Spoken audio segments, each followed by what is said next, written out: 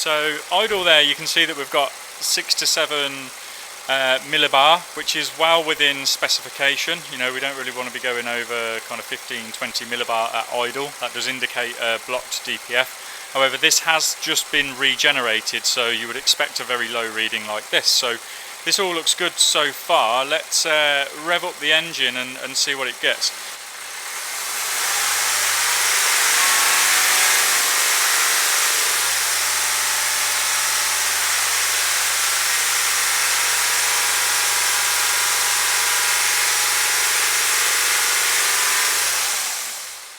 Okay, so we saw there while it was up at 2,500 RPM, we were up at nearly 70 millibar there.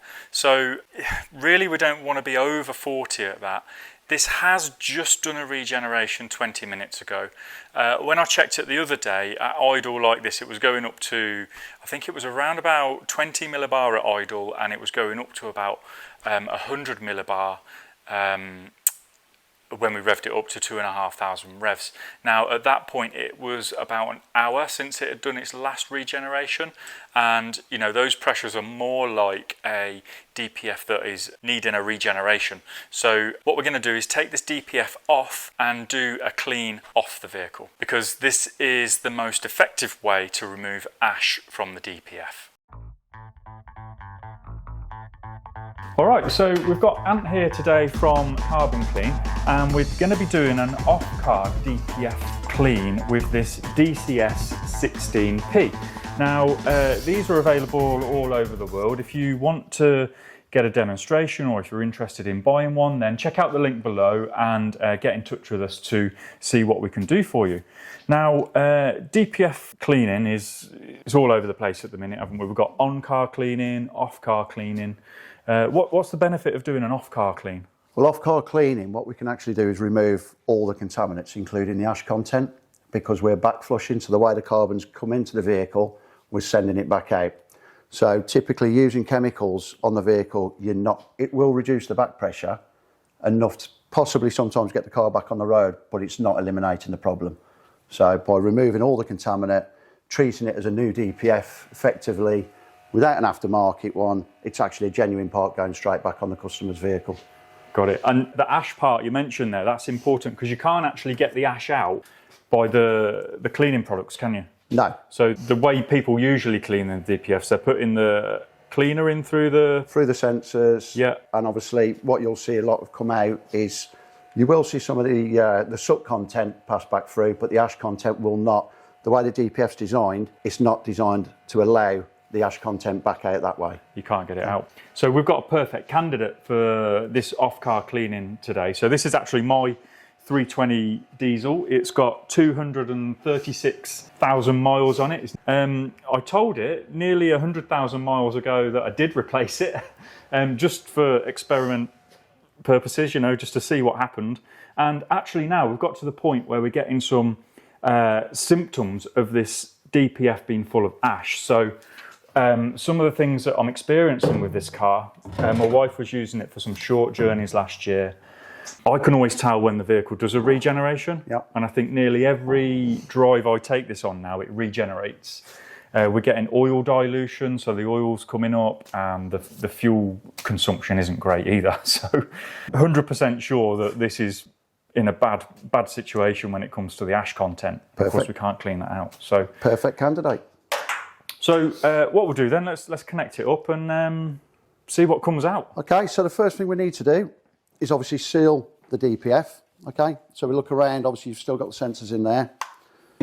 So the only openings we've got is obviously the exhaust side, and we've got a cap here.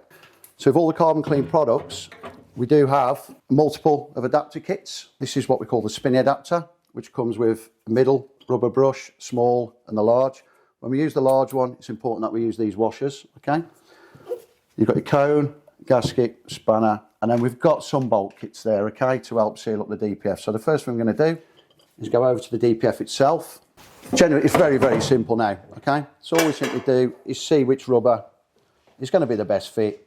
For this one, it is the middle one. So let's take these back. Is that like the most common size, is it, for light vehicles? This is the most common adapter you'll use. It does vary between the opening of the exhaust side there, okay, as to what fitting. So yeah, All it simply does is we spin that round, and obviously what it'll do is it'll close and seal the DPF. What you'll notice here is this propellered looking part. It doesn't spin. What it means is we're not punching air and water pressure through just in a straight line. It's creating a swirl effect. So we're optimising the full size of the internal side of the DPF for the cleaning process, okay? So all we do is we're just going to tighten that up into there. And this is, we're going into the exit of the DPF and flushing it backwards basically. So, yeah, it's a back flush. Which is the only way you can get the ash out. It is.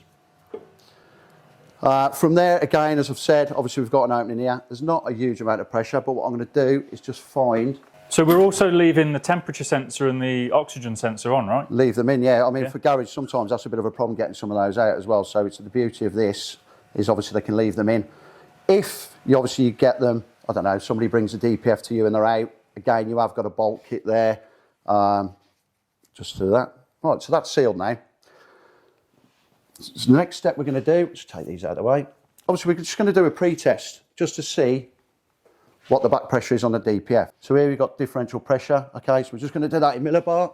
So what this will do as well, we can give a printout for the customer, can't we? Like before and after. Yeah.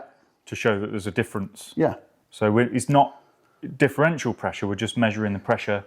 We're putting, yeah, so there's a sensor in there, so it's regulated air going through there, so it's the same pressure on every single one. All right. Whatever the resistance is, obviously it comes back and it'll give a reading. Got it. So all we simply do, close this off.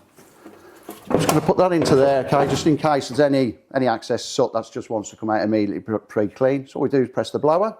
As you can see, it's flickering between 87 and 90 on there. Then all we do for the customer, just press print. Blower off. That is as quick and as simple as it is to get your reading. So within a few seconds, blanking it off, choosing the right fitting, we already have a before print. And nothing came out of there. So, just blowing air through there isn't enough. You need no.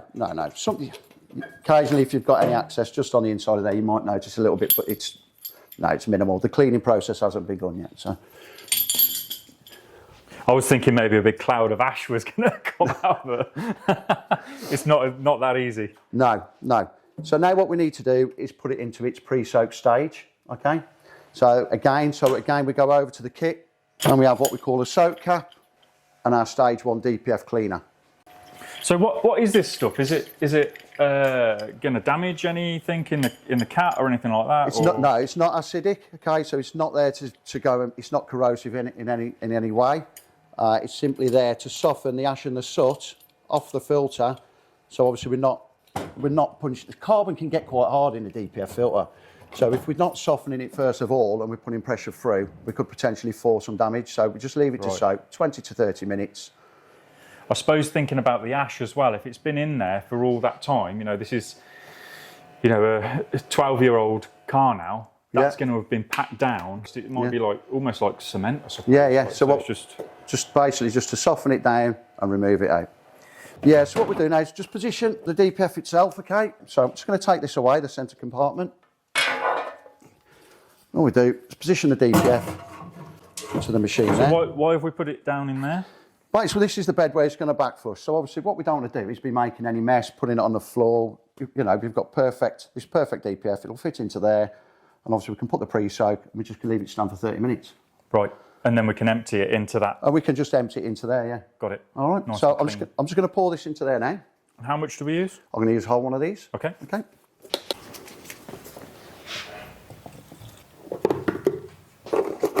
All gone. And then what we're going to do now is just top it up for water, because you can appreciate what we've done.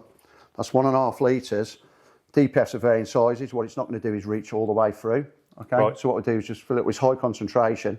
Yeah. So we just top the DPF up with water, and again we just leave that stand for 30 minutes. Got it. So you can either do this with a watering can. What I've got this pump bottle, which comes with the machine. Okay. Okay, and everything you see today will come with the machine. Do we use this pump bottle as part of the DPF cleaning as well then? We will do, yes. Right, There's a fitting later on, which we'll come to. Okay. It's dead easy. All I'm going to do, obviously, pressurise now. So again, this is nice and tight. You can use a watering can. And just have that on steady. And might get another 236,000 miles out of this DPF. You definitely will get another 230. It won't be the DPF that fails, it might be the engine. Okay, so you've got a little bit of a leak coming out your... Oh, I need a new flexi. All right, take 2 on the DPF soak. So we found that the split on that DPF, well, the flexi pipe was just too bad. It wasn't holding any of the fluid. No. You've had them before when they're just slightly kind of weeping out, but that was quite bad. So what we've done is we've actually just cut the flexi off and we've just put that, reattached that. That's it, just put the spinning adapter back on there and we'll just put the pre-soak back into it just to make sure we are soaking it and it's not just all running out. Yeah, so we've got to make sure we do it properly. So I can go and take that and get a flexi put on that once we've cleaned it out. There you go, we've got no leaks now. Okay. So 30-minute wait time. Now we can have that coffee. Yeah. No, so look, what we're going to do now then is just empty this pre-soak back out. Okay.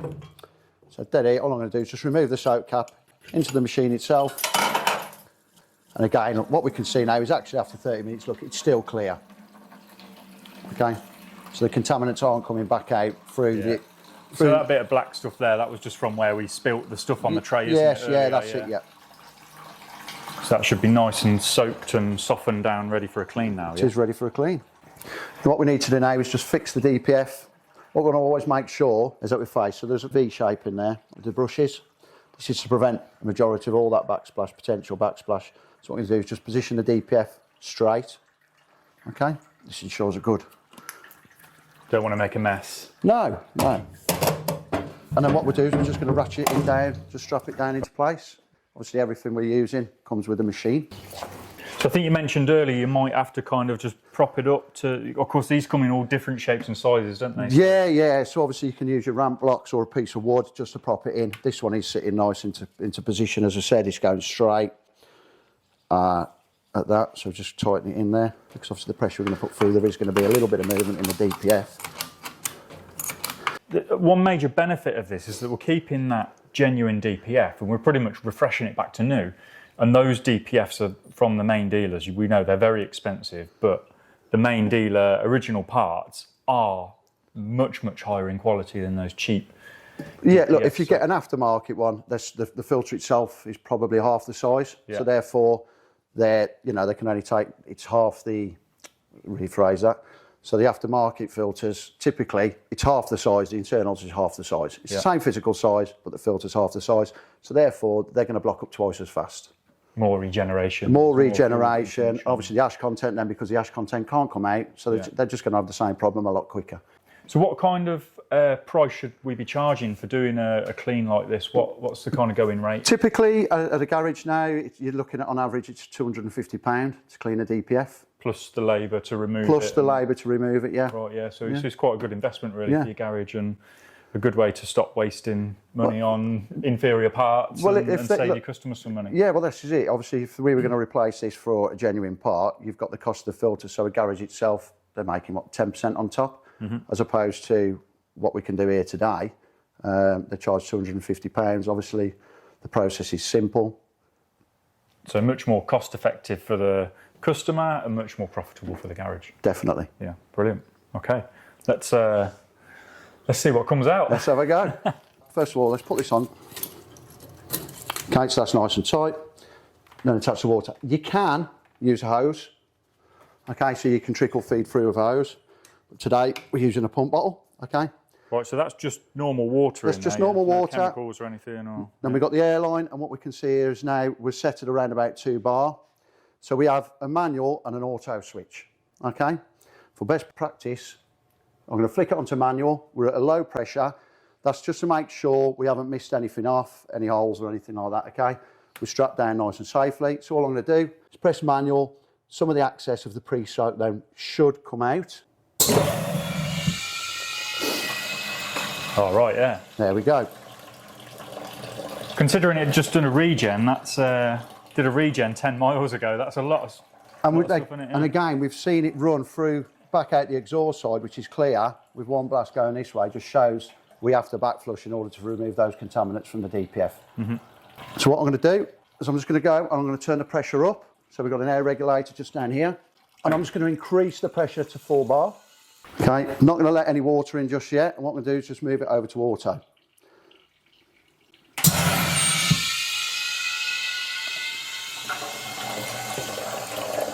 Now, just feed some water. So now it's just automatically giving the pressure pulses. This is it, intermittent, yeah. So every 20 seconds you get a blast that gives it time to get up. I'm just going to turn this one up a little bit more actually. But now that is we can see the ash content coming out of there.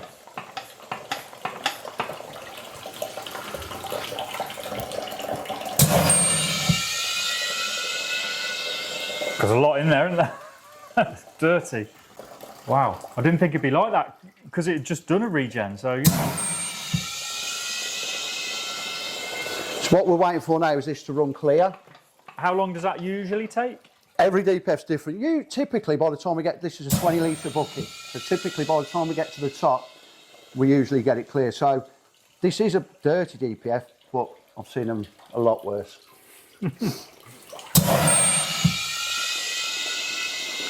So I suppose another time you might want to do this is if the DPF's so blocked that you can't drive it to... Yeah, the beauty, some people, and again, generally customers, they don't always tell the garages the truth, so their vehicles possibly being in limp mode for around about 6 months, come to a stop. So the car and everything's got really hard in there, so the DPF it can be saved.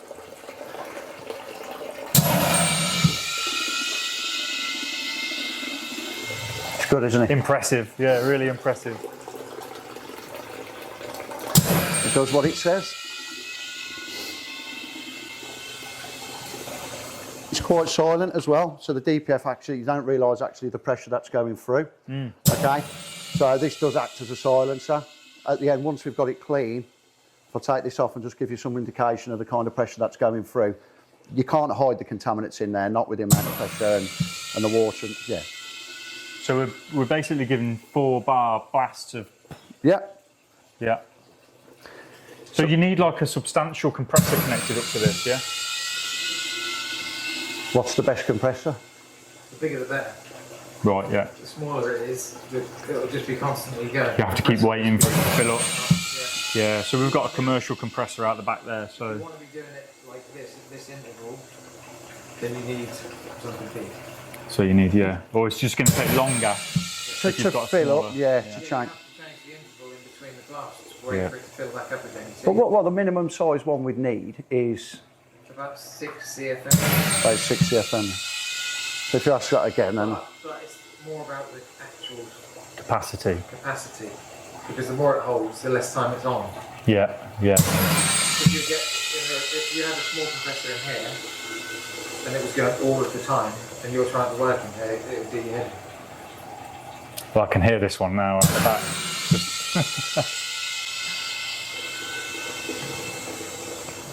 But what we don't want is we don't want people to think they've got to go and spend £6 on the site. Right. We don't want to think they've got to go and buy the most expensive one. Yeah.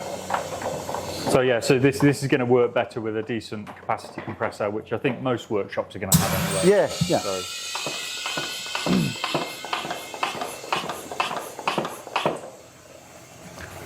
How's it looking? We're looking pretty clear. Still like got a kind of a pinky tinge to it, hasn't it? We will get it clear. Yeah. Yeah, we will get it clear. So about 4 bar, 5 bar is about where you want it to be. Between 4 and 5 bar, yeah. Just add a cleaning. So we're just coming up to the end of the water. As obviously you notice I've got this, all I'm going to do is turn that off. Clamp that, just release the pressure from there. And I'll just go and top back up with water. Well, obviously what you can do, once you've got the hose, you would have that on a trickle, so you wouldn't need to. But this is generally normal, so you would normally need 1.5 to 2 of these pump bottles in order to get a complete clean. So what I'm going to do is just take that off now. Oh my God, that's going to go through there. So do you leave that blasting the air through, or...? Leave that blasting the air through, that's perfectly fine. Okay. With the water, that's what gives it the kick when you've got the added water. So what that's doing, that's moving any contaminant further. We'll just while I go and fill this up, that's fine. I think it's going to be quite different when we do that air test on there again. So we put quite a lot through there now, and it's still... Might need to do another bucket. Yeah, it might do. So yeah, what are we supposed to do with this once we're finished with it? Typically contact your local waste management company, and they'll obviously advise the best way on how they can support you. So the guy's already taken care of your oil and your antifreeze and all that. They'll get rid of that for you, yeah. Well done. Is that popping off? Okay, yeah, look at that. All that stuff on top of it now, that.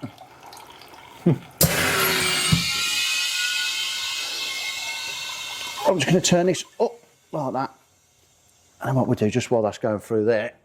So is this one of the worst DPFs that you've seen? Because we're on the second bucket now. Yes. Yeah. Yeah, typically now this is obviously with the ash, it's not getting as clear.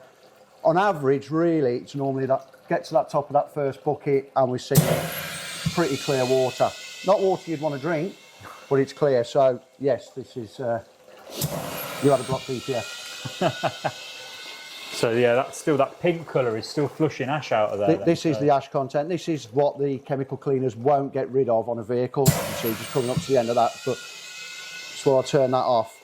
Yeah, so the first initial part, obviously all the black that we saw come out right at the start, that's typically what the chemical cleaners will remove.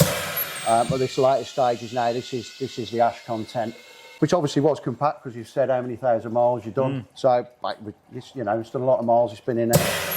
It's just taken us a little bit of time to get it out. Okay, I'm just going to replace the water again. Okay, so this one's third bucket then. Third bucket. Should start running a bit more clean now. It is getting clearer now. Yeah. The ash has been stubborn. So it kind of made sense, the amount of regenerations you mentioned. The fact that it's just done a regeneration now, that obviously the ash content was the issue with this. Yeah, that's definitely starting to run a lot clearer now. Yeah. I could drink that now. I wouldn't. No.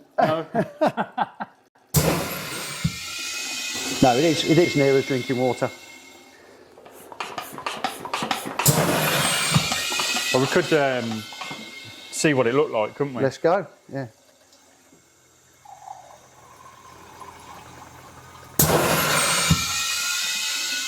Still a little bit in there, look. It's a little bit still murky. Pulling it out. I'm going to go for another one, ain't I?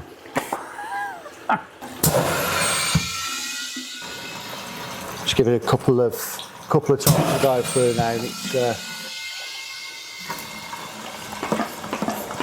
It's almost like the air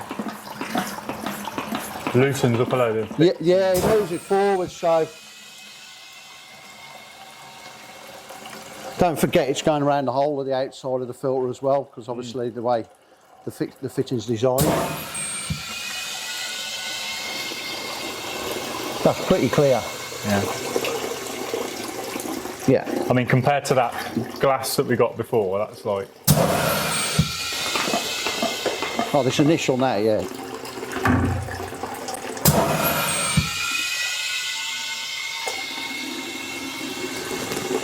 I think that's clear. Yeah.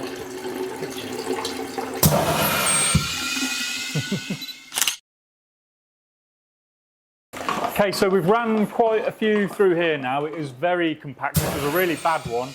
And actually now you can see, compared to what we had earlier, much clearer water. There's a few still tiny bits in there, but significant change on what we were pulling out. Huge difference. So we've completed the cleaning cycle. What we're going to do now is the dry-in cycle. It's the drying, so this would be your after test as well. So obviously the DCS 16 Pro will come with a blower and heater motor, obviously to dry this out. Okay. So what I'm going to do is I'm going to unlatch it now, just while that air's coming through. So what I'm just going to do is just turn the DPF up. Just going to give it a few blasts of air just to get some of that excess water out. It's going to speed up the drying process. Okay. And obviously give us our differential pressure reading. Okay. Okay, so with that now, I'm just going to turn that off. What we can do is now what I do want to show you quickly, because this was very quiet, the process. So the fact that we've got that water as pure as we have, okay, with the pressure we have coming through, we can't You're not going to hide, so there's going to be a bit of a pop and a bang, okay? So it's going to be quite loud, and this is the pressure that's been going through. Whoa! Okay. So Wow, that's powerful stuff. You're not, yeah, but it's relative. It's quiet on there, yeah. So it's surprising. Yeah. Okay. Yeah. I wasn't expecting that. Make it jump. So this is the dry-in hose. This is the dry-in. Yeah, there's no large bangs now. This is quiet again. This is the one we used to test it at the start, didn't we? That's did that it. pre-test. So the clear hose is exactly that. So it's the blower, but all I'm going to do now is click onto the heater as well. Okay. Okay. So there's a setting up here. It's already preset. So just click on the blower. So as you can see, this isn't surprising that the number's going to go up. Okay, your filter is wet. So the reason we did a pre-test with it dry, okay, is because obviously we're having air flow through. So if you can imagine the filter as a sponge, yeah. When it's dry, we're going to get air through. When it's obviously wet, there's some resistance there. Okay.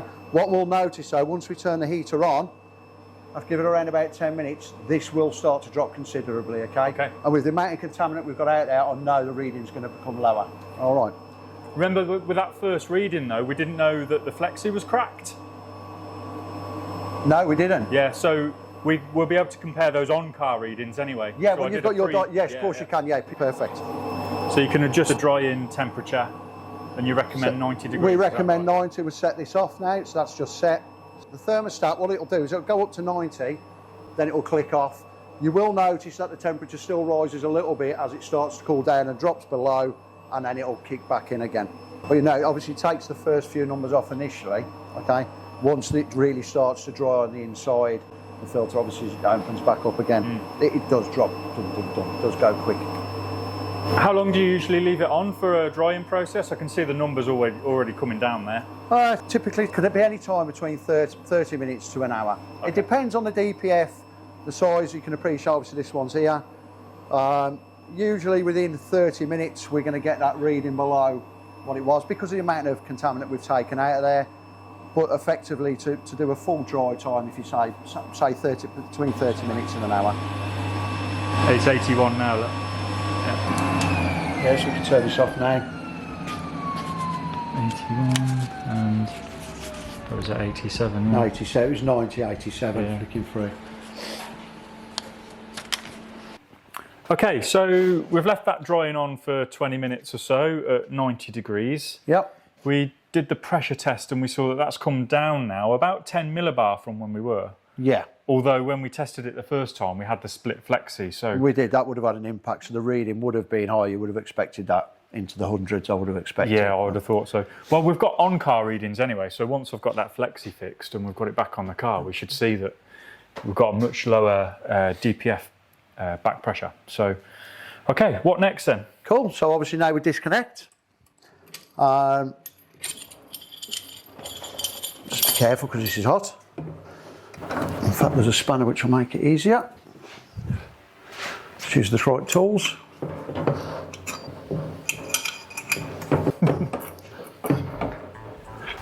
Okay, so we'll get the flexi back on this and back on the car, but that is the Carbon Clean off-car DPF cleaner.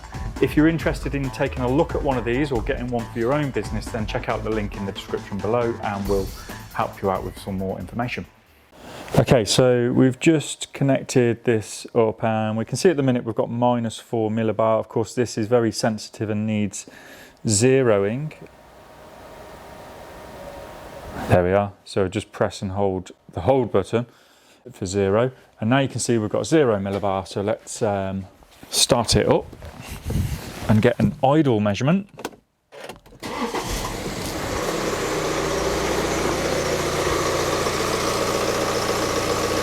So yeah, roughly, well, nearly half of what we had when the DPF was clogged with ash. So let's just give it a rev now and see what we get.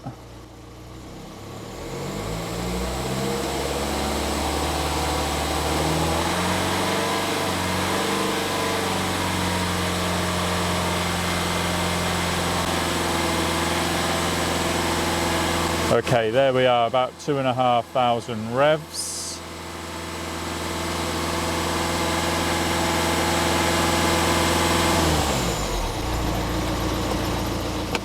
Okay, so that's really good. We saw there that the exhaust back pressure, or the differential pressure, has come right down. We've halved it at idle from 8 millibar when we first started the test down to 4, and now we've got the 2,500 RPM measurement down to 40 millibar, which is what I would more expect on a newer vehicle or a newer DPF. So that's really good. What we need to do now is tell the car that we've put a new DPF on it. Now, I know it's not new, but the vehicle isn't looking at if the DPF is new, it's just looking at how much ash is in there. So by telling the car that we are replacing the DPF, we're basically telling the car to reset those ash mass levels back to 0. So there's no ash in the DPF anymore.